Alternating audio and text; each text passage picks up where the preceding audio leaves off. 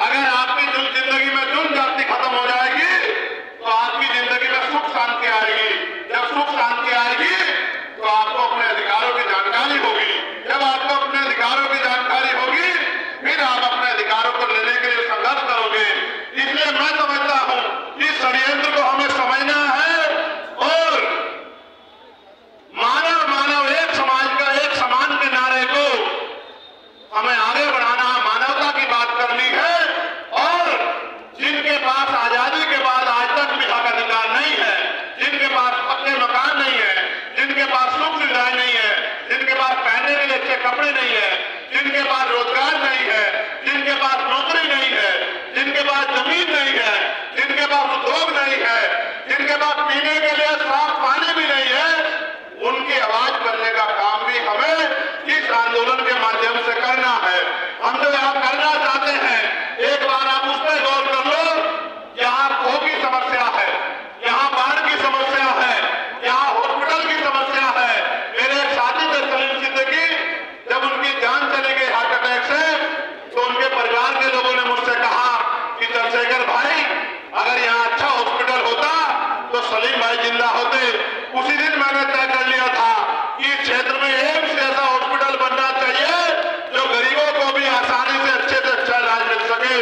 इस क्षेत्र में बेरोजगारी की समस्या है, नौकरी रोजगार करने के लिए दूसरे प्रदेश में जाना पड़ता है।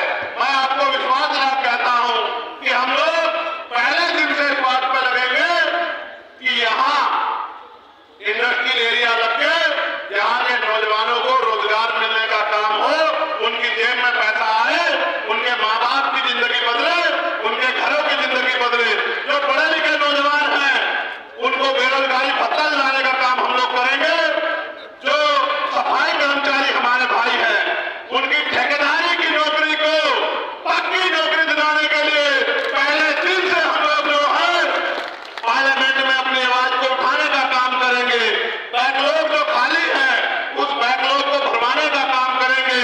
प्रमोशन इन रिजर्वेशन एससी एसटी के साथ साथ ओबीसी के कर्मचारियों को दिलाने के लिए भी हम लोग संघर्ष करेंगे, जो कि सुप्रीम कोर्ट ने भी कहा है कि मिलना चाहिए।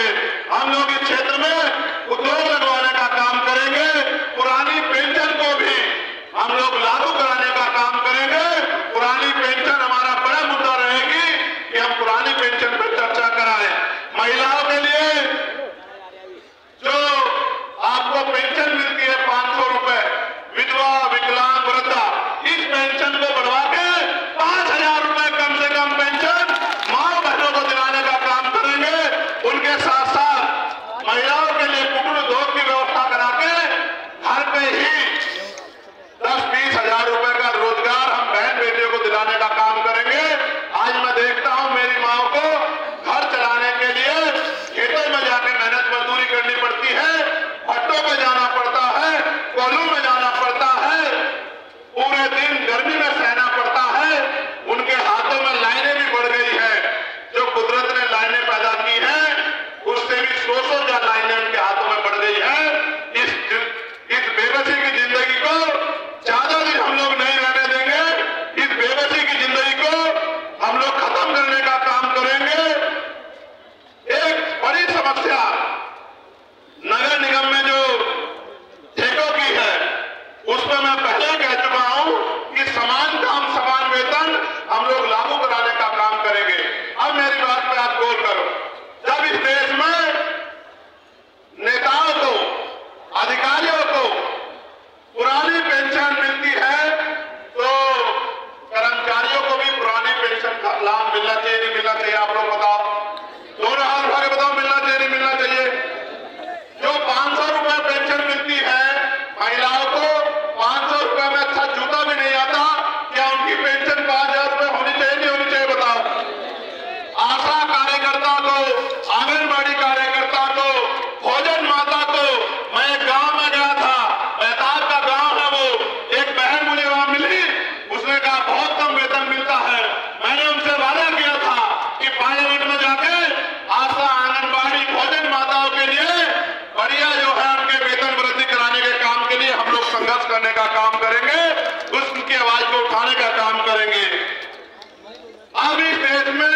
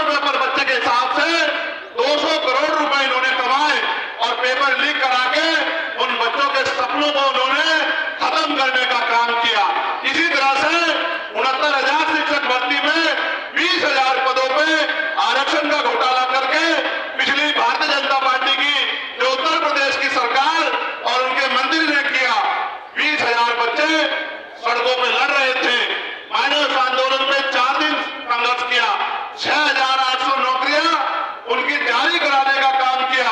जब 6,800 नौकरियां उनको मिली, वो बड़े खुश हो गए, रोने लगे गले लग के कि भैया आपने नौकरी दिलवा दी। और जब उनके चेहरों पे खुशी आई तो सरकार को बर्दाश्त नहीं हुआ, कोर्ट से स्टे करवा के उनकी नौकरी छीनने का काम किया।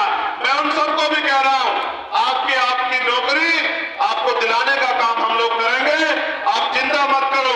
मैं आपसे ये बात इसलिए कह रहा हूं कि सत्ता में बहुत ताकत है। आप यहां से जाके पार्लियामेंट में नहीं बोल सकते हो, आपके द्वारा चुना हुआ नेता पार्लियामेंट में जाके बोलेगा। जब वो पार्लियामेंट में जाके बोलेगा, यहाँ की समस्याओं को बताएगा, तब वहां बैठी सरकार को ये समझ आएगा कि क्षेत्र में समस्या है, तब वो आपके लिए बजट अलॉट करेंगे, तब आपके क्षेत्रों में काम होगा। आपने कई लोगों को सांसद बनाया, क्या आपने कभी देखा कि उन्होंने पार्लियामेंट में जाके क्षेत्र की आवाज उठाई? ईमानदार से बताओ, कभी देखा? इसका मतलब आपकी वोट से उन्होंने अपना भला तो किया, लेकिन आपका भला नहीं किया। हम तो विजन के साथ आए हैं, जो विजन सदगुरु रविदास जी महाराज ने दिया। कौन सा विजन? कि ऐसा चाहूं राज में जहां मिले सबनु अन्न और छोटे बड़े सब संबसे, रविदास रहे प्रसन्न। कि राज ऐसा होना चाहिए जहां कोई छोटा बड़ा ना हो, जहां कोई ऊंच नीच ना हो, जहां कोई भेदभाव ना हो, जहां किसी बहन बेटी का अपमान ना हो, किसी को खाने के लिए अन्न की दिक्कत ना हो, तन ढकने के लिए कपड़े की दिक्कत ना हो, सर ढकने के लिए छत की दिक्कत ना हो,